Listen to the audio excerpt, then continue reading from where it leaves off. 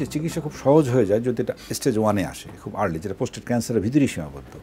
এখানে বিষয় হতে হবে যে আমরা প্রোস্টেট ক্যান্সারটাকে সম্পূর্ণভাবে কেটে ফেলে দিলাম, প্রোস্টেট টিউমারটাকে, ওর মধ্যে আর কেসটা থাকলো না, এবং দুই এক জায়গায় যদি আমাদের বিভিন্ন স্ক্যানের মাধ্যমে আমরা বুঝতে পারি, যেমন পেটে স্ক্যান অথবা এমআরআই স্ক্যানের মাধ্যমে বুঝতে পারি যেটা কোথাও গেছে কিনা, যদি না যেয়ে থাকে অ্যাপারেন্টলি, তাহলে ফলো আপ তাকে রাখতে হয়, রেখে দেখতে হয় যে তার পিএসএ লেভেলটা বাড়ছে কিনা। পিএসএটা খুব গুরুত্বপূর্ণ টেস্ট, এটার মাধ্যমে আমরা এটা একটু বাড়ার মাধ্যমে আমরা বুঝতে পারি যে এটা কোথাও আছে কিনা লুকায়িত।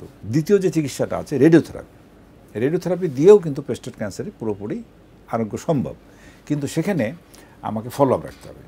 দুক্ষেত্রেই ফলো আপ রাখতে হবে। রেডিওথেরাপির সঙ্গে একটা হরমোন জাতীয় ওষুধ অ্যাড করতে হয়, সেই ওষুধটা দিয়ে সাধারণত 2 থেকে 3 বছরের চিকিৎসায় রোগীটা আরোগ্য লাভ করে। তবে ওই পিএসএ মনিটরিংয়ের মাধ্যমে আমরা তার বুঝতে পারি অবস্থানটা যে এটা আবার কোথাও থেকে আসলো কিনা। তো সাধারণত যদি প্রোস্টেটই সীমাবদ্ধ থাকে তাহলে এটা কিন্তু 2-3 বছরের চিকিৎসায় রেডিওথেরাপিতে, সার্জারিতে মনে করেন 1 থেকে 1-2 মাসের মধ্যে সে কিওর হয়ে যেতে পারে, যদি সে ভাগ্যবান হয় আর কোথাও না যেয়ে থাকে। তবে অনেক ক্ষেত্রে প্রোস্টেট ক্যান্সার যদি সামান্য বাইরে আসে তখন কম্বিনেশন অফ চিকিৎসা, মানে সার্জারি এবং রেডিওথেরাপি দুটোই দিতে হয়, তা মিলে প্রায় 2-3 বছরের চিকিৎসাটা প্রয়োজন পড়ে।